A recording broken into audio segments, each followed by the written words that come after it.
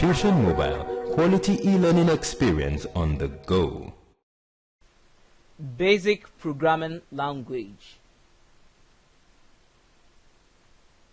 BASIC is an acronym meaning Beginner's All-Purpose Symbolic Instruction Code, and it is a family of general-purpose high-level programming languages. As the name goes, BASIC is meant generally for beginners to learn programming and understand what programming is like. Quick Basic is a programming language developed by Microsoft for use in the MS-DOS operating system.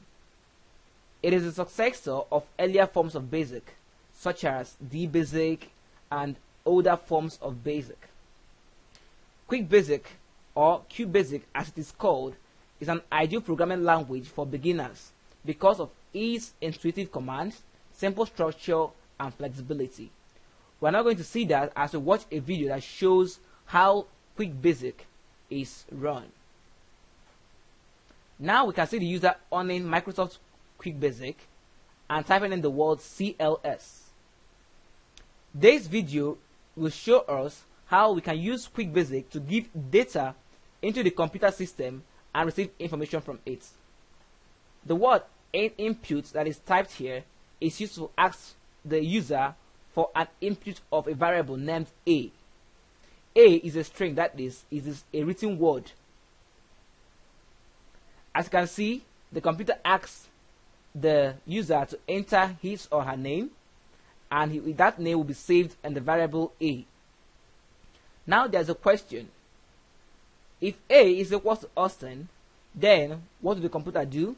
The computer would print "You are awesome."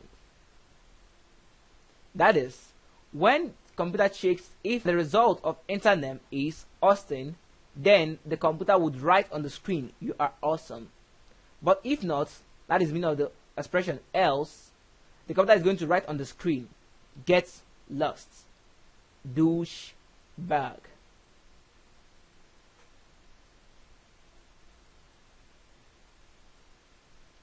Now the program ends with end if and then end. That is, the if statement is started and ended. Let us now watch the output of the program. The user enters the word Austin and gets the name Austin and gets "You're awesome." Now he types another name, that is Marco, and he says "Get lost, douchebag," just as the system says. I hope you understood that basic introduction to BASIC. This is an example program of how QBasic works. We can see the source code here, that is everything down this way. You can see it starts with inputs, enter two numbers separated by a comma. And we now see the next line that says let S equals N1 plus N2. The next line says let D equals N1 minus N2. Let P equals N1 times N2. Notice that asterisk is used for times here. And you see Q equals N1 divided by N2. Division used by the slash. You now see the code that says print the sum is. See the next code says print the difference is. The third code says print the product is P. And you see the last line says print the quotient is Q, with the last ending line saying end. This is the result of the program when it was run. As you can see here, when the computer says enter two numbers separated by a comma, the user entered the numbers 4 and 2. The computer will now give the result. The sum is 6, the difference is 2, the product is 8, the quotient is 2.